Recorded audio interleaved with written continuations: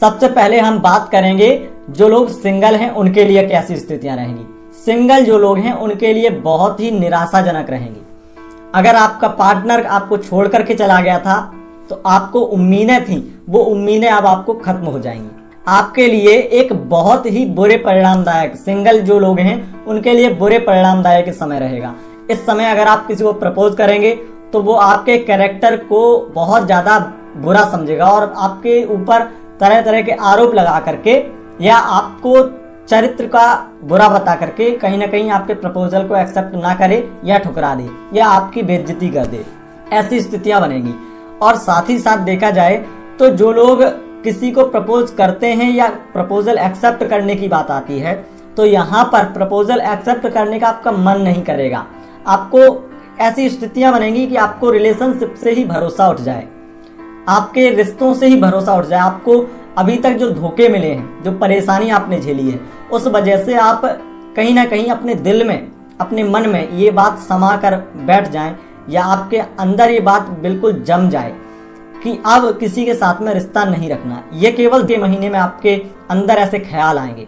और उसके साथ साथ अगर आपके जो लोग सिंगल हैं उनके लिए ऐसी स्थितियां बनेंगी क्योंकि इस बीच में कहीं ना प्रपोज करने का मन करेगा और ना ही प्रपोजल एक्सेप्ट करने का मन करेगा। लेकिन अगर प्रपोज कर भी देते हैं तो बेइज्जती होने के चांसेस हैं, मतलब कहीं से भी आपके लिए स्थितियां ज्यादा अच्छी नहीं है। वही अगर लव लाइफ में आप हैं, आपके रिलेशनशिप में प्रॉब्लम तो चल रही है, लेकिन इन प्रॉब्लम को देखा जाए तो आप समाप्त कर सकते हैं, लेकिन ये समाप्त केवल और केवल आपके अलग होने से ही होंगी।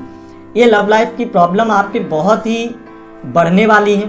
यहाँ पर नकारात्मक है लेकिन ये सच्चाई है और आप इस बात को बहुत ही ज्यादा देखेंगे कि आपका ब्रेकअप हो या ब्रेकअप हो गया है तो ब्रेकअप होने के बाद में, मतलब थोड़े बहुत कांटेक्ट में थे, वो आपसे ऐसी बातें कह रहा था कि हम दोस्त बनकर रह सकते हैं, लेकिन अब ऐसी स्थितियां बन जाएंगी कि आपको उसकी दोस्ती पसंद नहीं होगी।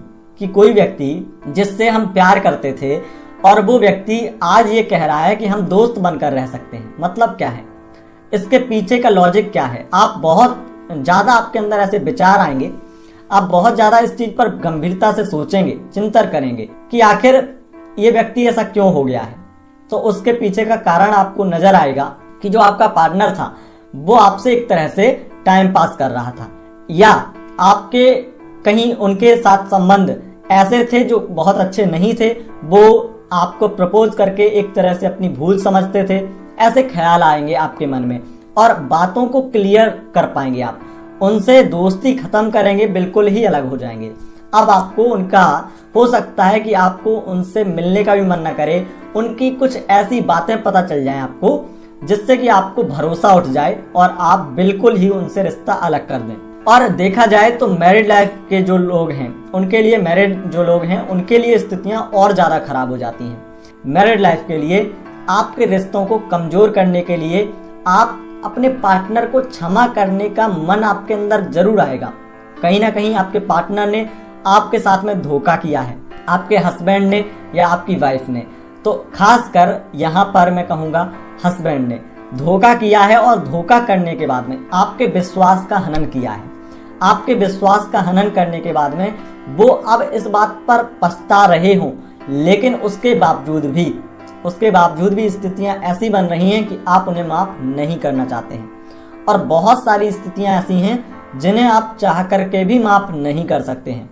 यहाँ पर आपके लिए स्थितियां मैरिड लाइफ के ज्यादा खराब रहेंगी, मतभेद रहेगा, विचार बिल्कुल मैच नहीं करेंगे, दिल ये समझने के लिए बिल्कुल भी आपके पास में बहुत सारी बातें आएंगी, बहुत सारी सिफारिश आएंगी, लेकिन आपके मन में, आपके दिल में ये बात समाहित नहीं होगी कि मेरा पति या मेरा पार्टनर ऐसा हो सकता है, क्या उसे अपनी गलती का एहसास होगा। तरह तरह के आपके मन में प्रश्न उठेंगे और इन प्रश्नों का समाधान आपका में होने वाला नहीं है। कई जो बातें छिपी हुई थी उनका सामना करना भी आपको पड़ सकता है। कई बातें आपके पार्टनर ने आपसे छिपा रखी थी, उन बातों को आप दूसरों से जानेंगे और इस बात का दुख आपको ज्यादा होगा कि आपका पार्टनर चाहता तो अब उसके पास में वक्त था कि वो बातें बता देता तो मुझे कुछ भरोसा होता। लेकिन स्थितियां ऐसी बनेंगी कि आप किसी दूसरे से अपने पार्टनर के बारे में जानेंगे और वो जानना ही आपके लिए घातक होगा और रिश्तों को और ज्यादा उथल पुथल यानी उतार चढ़ाव भरा जीवन बनाने के लिए होगा। मैरिड लाइफ के लिए स्थितियां ऐसी रहेंगी, अगर आपको शक है या शक की स्थितियां बनी हैं मैरिड लाइफ में कि कोई तीसरा व्यक्ति है, थर्ड पार्टी है कोई जो इन्वॉल्व है, तो यहाँ पर स्थितियां ऐसी बनेंगी जिससे आपको समेटने का अवसर मिलेगा, उन चीजों को समझने का अवसर मिलेगा, लेकिन आपका मन समझने के लिए राजी नहीं होगा।